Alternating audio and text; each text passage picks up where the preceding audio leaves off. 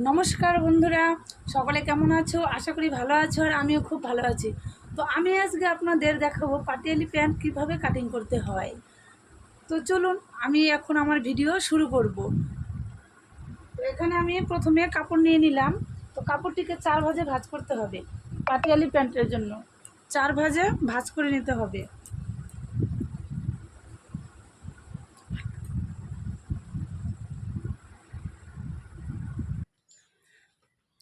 তো দেখুন বন্ধুরা, আমি কাপড়টিকে 4 ভাঁজে ভাঁজ করে নিয়েছি।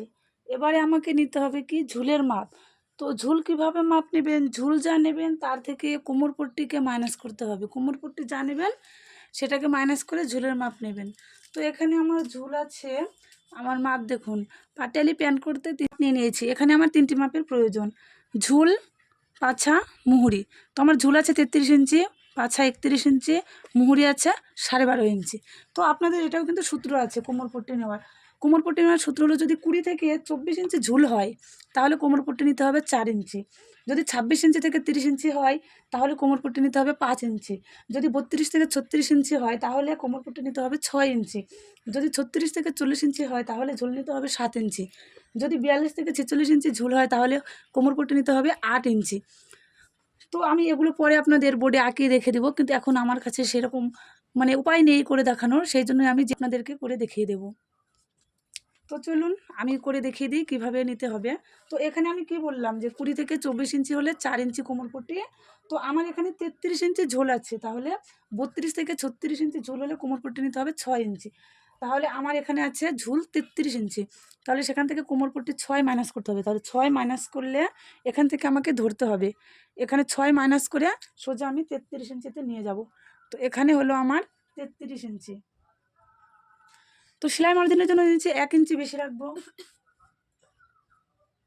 সঙ্গে আমি আরও 2 ইঞ্চি বেশি রাখবো, সেটাকে মুড়িয়ে আমি সেলাই করে দেবো। তার জন্য এখানে আমি কোনো পেপার পেস্টিং বসাবো না, তার জন্যই আমি 2 ইঞ্চি কাপড় বেশি নিয়ে নেব। তো এখান থেকে নিতে হবে আমাকে মুহুরির মাপ।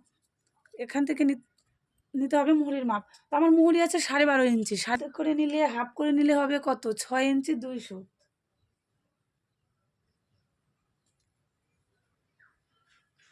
সেলাইয়ের জন্য সাথে আরও 1 ইঞ্চি বেশি নেব।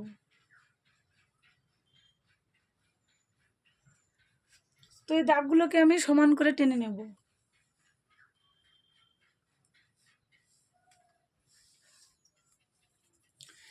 এখানে আমি 6 ইঞ্চি মাইনাস করে 33 ইঞ্চি নিয়েছি, আমি এদিক থেকে একই নিয়ে নেব।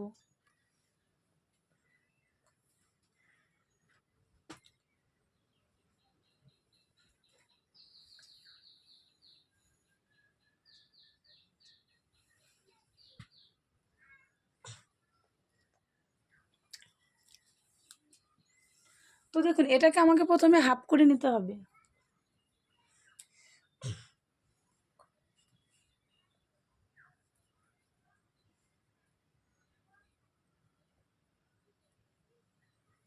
তো আমি হাফ নিয়ে নিলাম।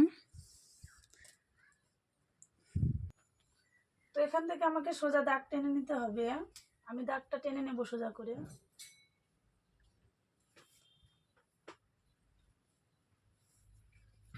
তো এখানে আমি সোজা করে দাগ টেনে নিলাম। এখান থেকে কুচির জন্য যা থাকবে সেটাই নিতে হবে, এখানে কোনো কাটা আপনার কাটতে হবে না, এখান থেকে যেটা থাকবে সেটাই নিতে হবে। তো দেখুন আমার আঁকা হয়ে গেল, এবারে আমি এটাকে কেটে নেব। তো দেখুন আমি কেটে নিয়েছি, এবারে এটাকে জোড়া দিতে হবে। তো এটাকে আমি এদিকে ঘুরিয়ে নেব, ঘুরিয়ে আমি এখানে জয়েন্ট করে নেব।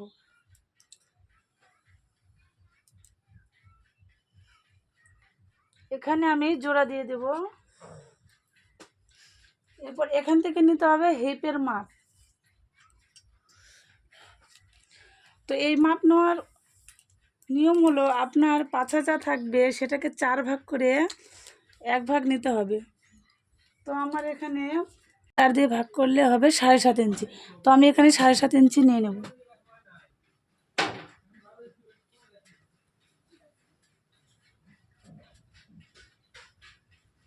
তো দাগটাকে সমান করে টেনে নেব। এবার এই দাগটাকে মিলিয়ে দেব।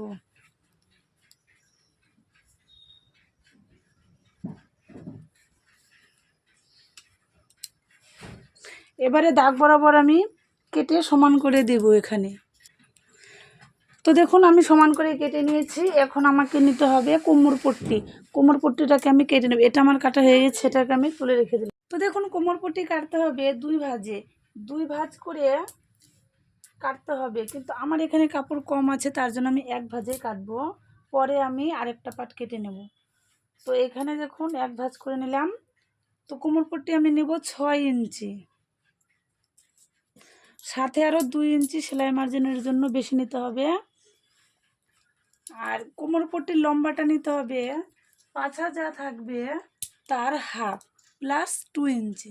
তো আমার এখানে পাছা আছে 30 ইঞ্চি, 30-এর অর্ধেক হবে 15, 30-এর হাফ 15, সাথে আরও 2 ইঞ্চি বেশি নিতে হবে।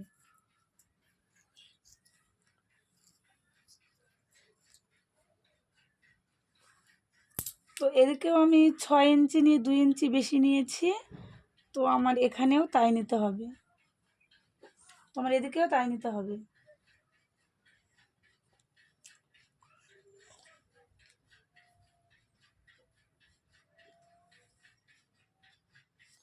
দাগগুলোকে সমান করে টেনে নেব।